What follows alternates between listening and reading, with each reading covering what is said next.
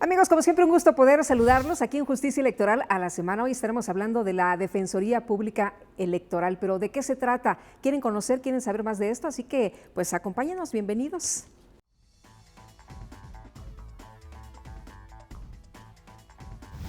El Tribunal Electoral del Poder Judicial de la Federación ha puesto especial atención a las medidas necesarias para garantizar los derechos de los pueblos y comunidades indígenas, en particular, a la realización del derecho constitucional a acceder plenamente a la jurisdicción del Estado, en tanto, garantía que posibilita la eficacia del respeto de derechos tutelados. En abril de 2016, el Tribunal Electoral del Poder Judicial de la Federación creó la Defensoría Pública Electoral para Pueblos y Comunidades Indígenas, y en los primeros 3 años desde su creación, ha recibido 410 solicitudes, de las cuales 249 fueron asesorías y 152 defensas. En tanto, 9 de los casos no fueron materia electoral. Esta experiencia se suma a la acumulada por el propio tribunal en sus tareas sustantivas, esto es, se ha respaldado por los criterios sobre los derechos de los pueblos y comunidades indígenas emitidos a lo largo de las últimas décadas. Una y otra constituyen insumos válidos, que a su vez admiten establecer parámetros de una correcta actuación en los casos que requieran apoyo o asesoría de un defensor o defensora, para lograr la maximización de los derechos de las personas indígenas. La Defensoría Pública Electoral para Pueblos y Comunidades Indígenas celebra 3 años de ser un órgano auxiliar del propio Tribunal Electoral, con independencia técnica y autonomía operativa y encargada de prestar gratuitamente los servicios de defensa y asesoría electorales para pueblos y las comunidades indígenas de México. Y le agradezco a Yanine Otálora Malasis, ella es la magistrada del Tribunal Electoral del Poder Judicial de la Federación, que nos va a acompañar para platicarnos precisamente de esta Defensoría Pública Electoral. ¿Cómo estás? Bienvenida, muchas gracias por estar aquí una vez más. Muchas gracias, Lupita, al contrario, por este espacio para poder platicar un poco lo que ha sido la Defensoría Pública Electoral para Pueblos y Comunidades Indígenas a 3 años de su creación. Justamente es lo que quiero preguntarte. Son 3 años, es poquito, pero a lo mejor se han alcanzado grandes metas, ¿no? Se hablaba en un primer momento de que esto había sido un gran logro, pero a 3 años, ¿qué ha cambiado para las comunidades indígenas, para los ciudadanos y las ciudadanas de estas comunidades? Yo te diría que todo indica que ha cambiado mucho y a la vez que falta muchísimo por hacer.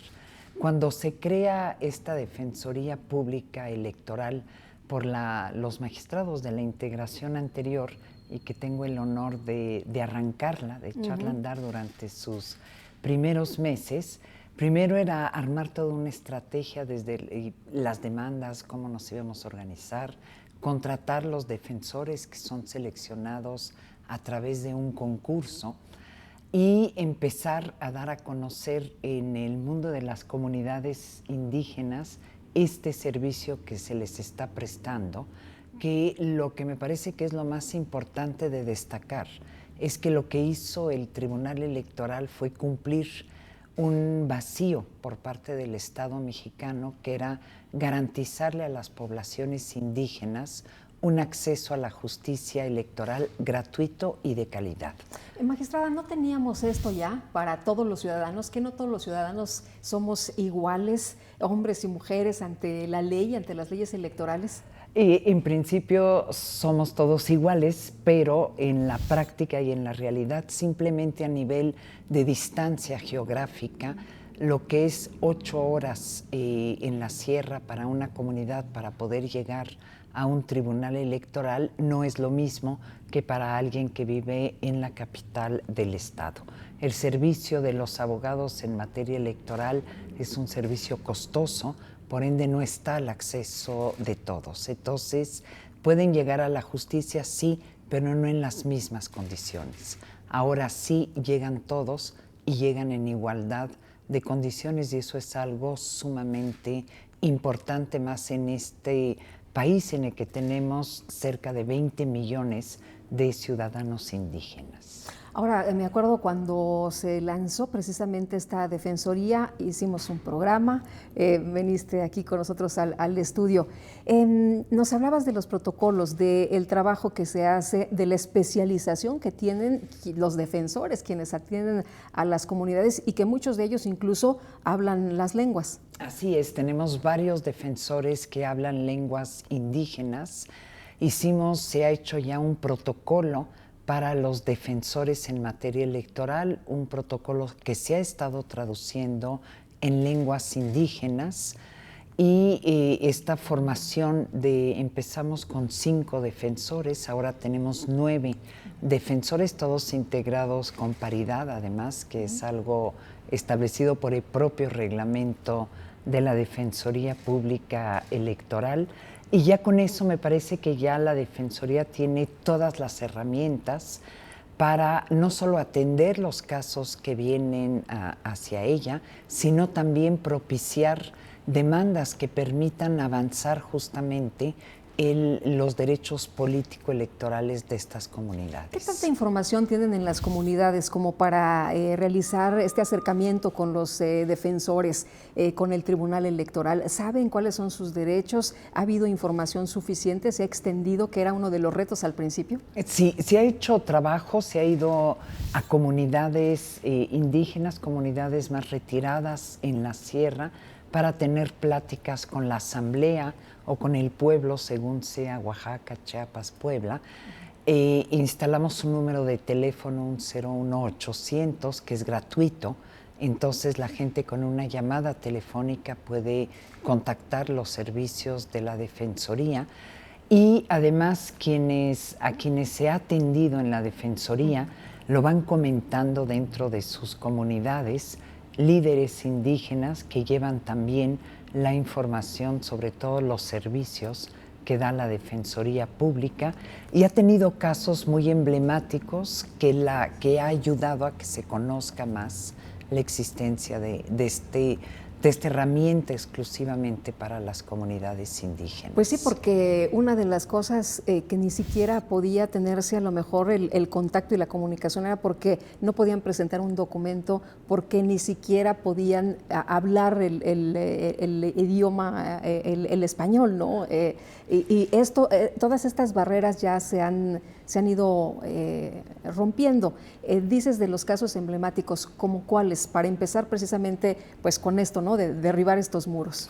Yo diría que el primer caso emblemático que tuvo la Defensoría y que sigue marcando muchas sentencias y mucho trabajo fue el caso de la presidenta municipal de Chenaló, Rosa Pérez, sí, que fue obligada a renunciar a su cargo de presidenta municipal por integrantes de su comunidad, de la asamblea, de manera muy violenta, y además de los videos que tuvimos en aquella época, la razón por la que lo obligaron a renunciar es porque era mujer y que no podían permitirse ser gobernados por una mujer.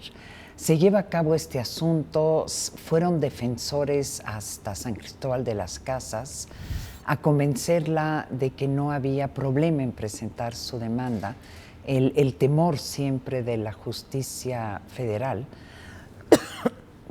hacer su demanda y ya después darle toda la asesoría para que viniera a hablar con los magistrados de la Sala Superior y esperar la sentencia que fue dictada, que fue una sentencia emblemática en la que se ordena que se le restituya en el cargo de presidenta municipal y se ordena al Estado, tanto al gobierno federal como al Estado de Chiapas, que le den todas las condiciones de seguridad y los apoyos necesarios para que pueda regresar y desempeñar el cargo de presidenta municipal con las y los regidores que habían sido obligados a dejar el cargo con ella. Violencia política es lo que hemos estado viendo, algo de lo que tú has estado platicando muchísimo durante, de hecho, las elecciones pasadas, y que, bueno, pues no se debe permitir, no podemos estar permitiendo esto, porque puede, tú lo decías, incluso hasta desvirtuar los resultados, ¿no? Totalmente, y es pretender tumbar el Estado de Derecho exclusivamente por cuestiones de violencia política. La gente ya votó.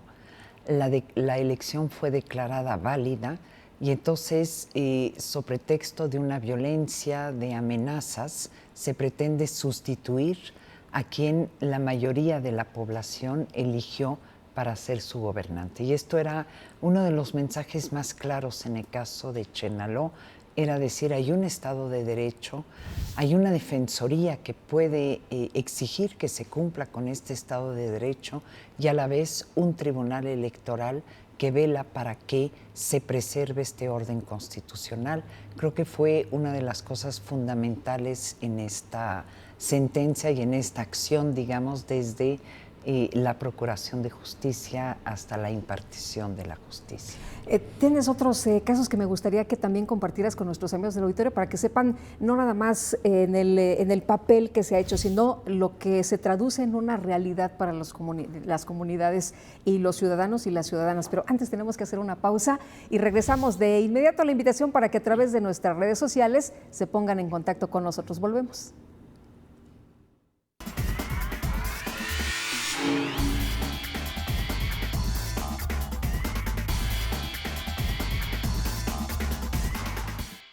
En la Escuela Judicial Electoral te damos la oportunidad de consolidarte en el mundo laboral y actualizarte en la materia electoral. Aquí, los talleres, diplomados, la especialidad, maestrías y el doctorado son gratuitos. Contamos con modalidades presencial o a distancia y nuestras actividades cubren todo el territorio nacional. Escríbenos a eje@te.gov.mx. Tribunal Electoral del Poder Judicial de la Federación. Justicia que da certeza a la democracia.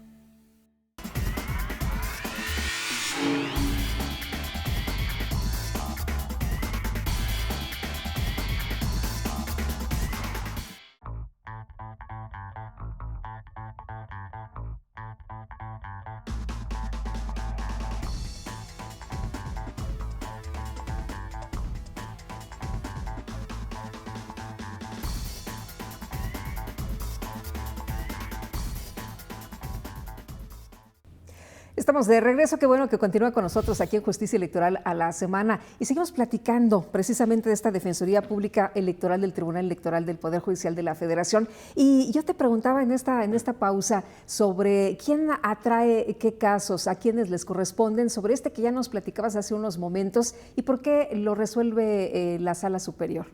Lo que hicimos al presentar la demanda fue de solicitarle a la Sala Superior que atrajera el asunto, que ejerciera su facultad de atracción, porque considerábamos que era un asunto trascendente, justamente no solo porque por primera vez, llámese una comunidad indígena o no indígena, se le exigía a una mujer renunciar a un cargo de elección popular por ser mujer y de manera violenta. Entonces, eso ya de por sí era trascendente, pero además argumentamos una violación al Estado de Derecho al ejercer violencia para destituir de alguna manera a una presidenta municipal. Entonces, en la demanda, si bien este asunto debía conocerlo la Sala Regional Jalapa, solicitamos la facultad de atracción y la Sala Superior decidió en efecto por la trascendencia atraer el asunto. Ahora, nos hablabas de Chenaló, nos quedamos en Chenaló porque también hay otro caso muy importante. Hay otro caso que ya fue resuelto por esta integración en el proceso electoral del año pasado y que es el caso del derecho de votar de las comunidades, de las poblaciones desplazadas.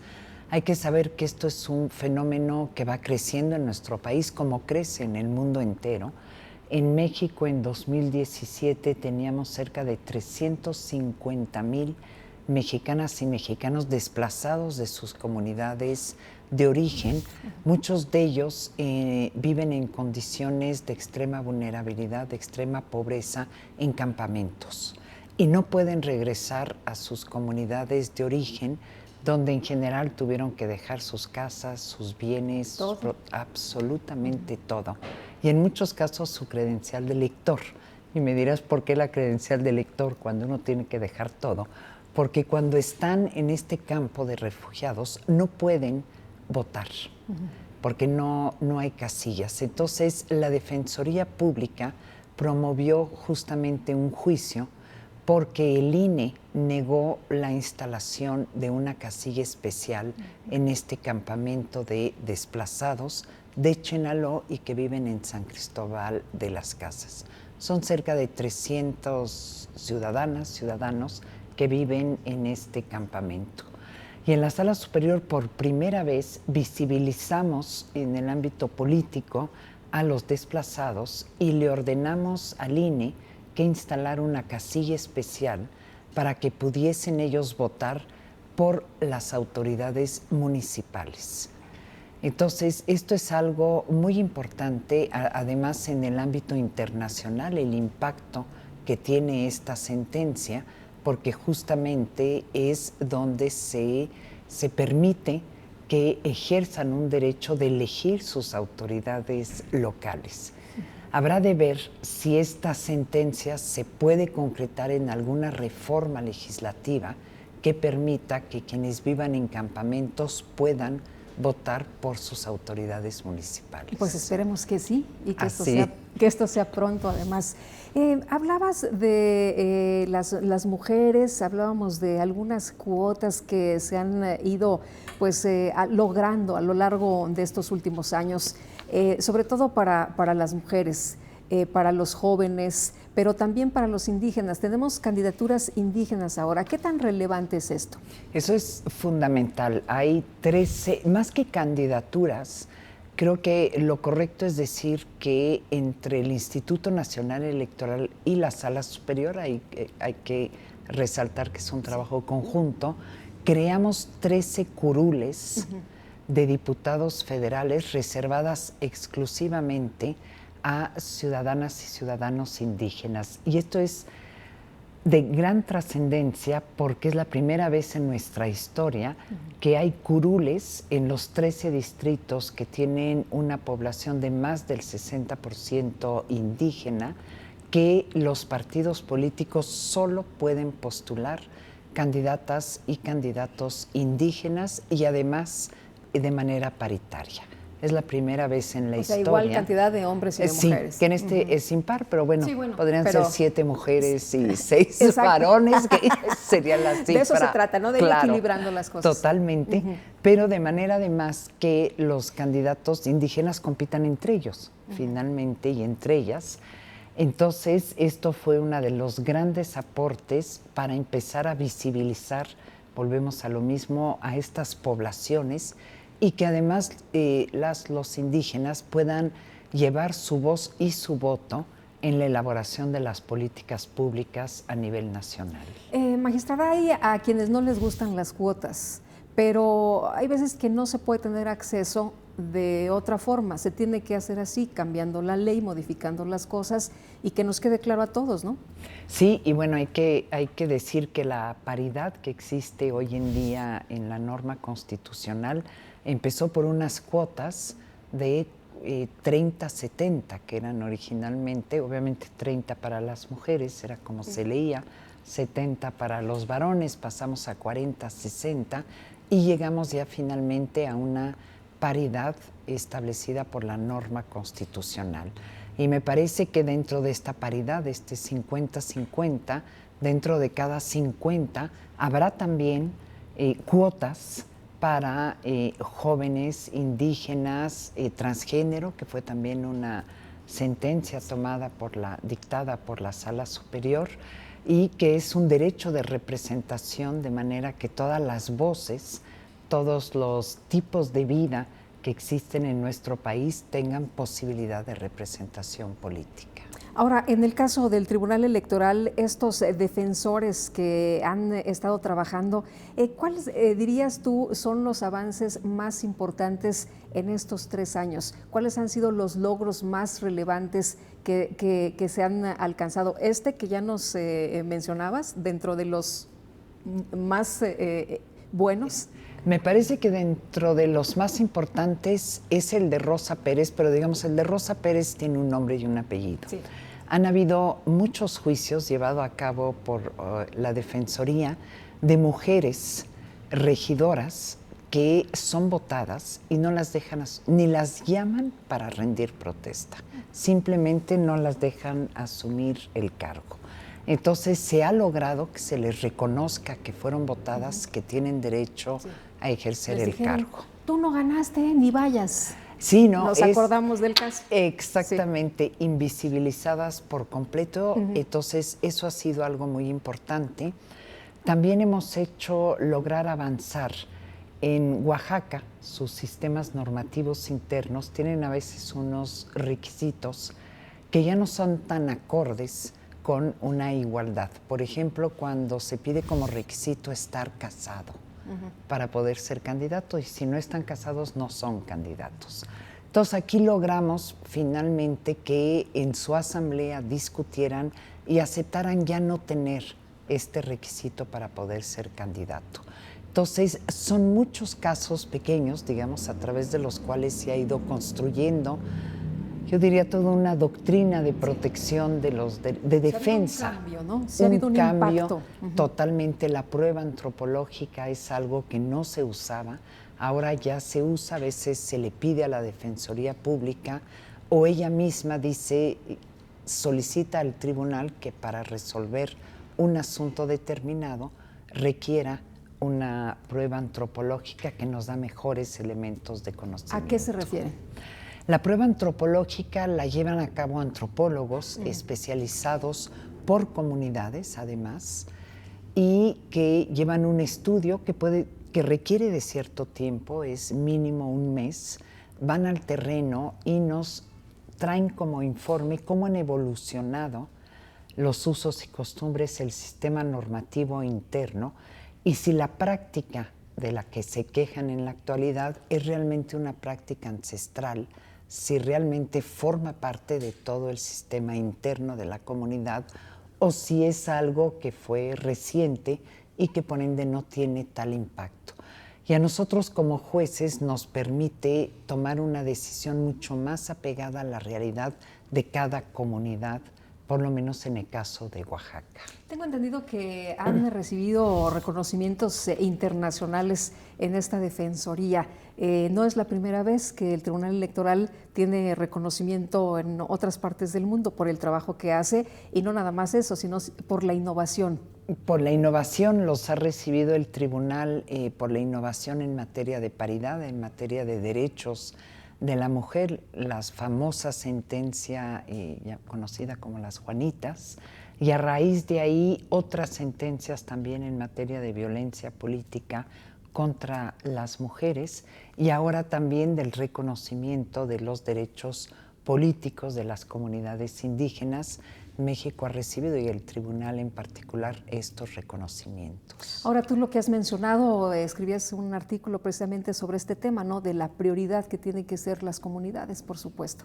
Sí, porque volvemos a lo mismo, es invisibilizar, estamos hablando de 20 millones de ciudadanas, ciudadanos indígenas, estamos hablando de darle vida al artículo 2 constitucional que reconoce nuestra pluriculturalidad, pero que en los hechos viven en una discriminación constante y en una marginación sin que tengan voz y menos voto. ¿Cuál es el siguiente paso? ¿Qué es lo que se tiene que hacer? Me parece que seguir difundiendo el trabajo de la Defensoría Pública, sus logros, aquellos juicios en los que ha llevado causas importantes a nivel nacional, y llevar esta difusión de que somos una sola nación con, como ya lo ha dicho la Sala Superior, 2 sistemas jurídicos, el sistema jurídico que es el legislado en la vía tradicional a través del Congreso, pero también el orden jurídico que proviene justamente de los sistemas normativos internos. Muy bien, pues magistrada, ha sido un gusto como siempre poder platicar contigo, poder escucharte. Muchísimas gracias. Muchas gracias, Lupita, por el espacio. Y muchas gracias también a usted por habernos acompañado aquí en Justicia Electoral. Lo dejamos con este resumen de las actividades importantes del tribunal y nosotros nos vemos la próxima. Que la pasen todos muy bien.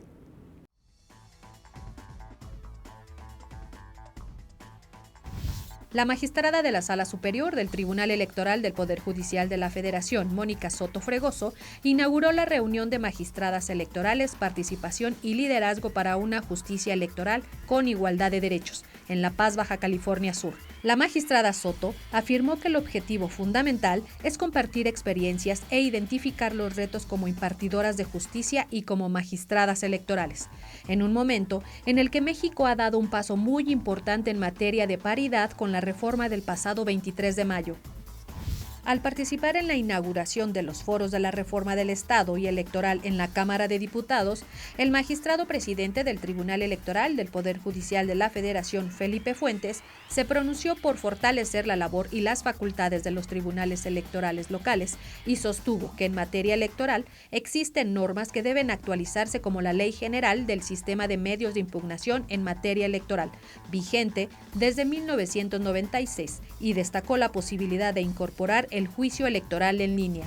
En ese contexto y durante la mesa, las reglas para hacer efectiva la paridad en todo, la magistrada de la Sala Superior, Yanino Talora Malasis, enfatizó la necesidad de seguir trabajando para erradicar la violencia política por razones de género y posibilitar que la paridad alcance absolutamente a todas las mujeres, sin importar su origen étnico o su preferencia sexual, así como por evitar ambigüedades entre la judicatura y el legislativo, haciendo cada quien lo que le corresponde.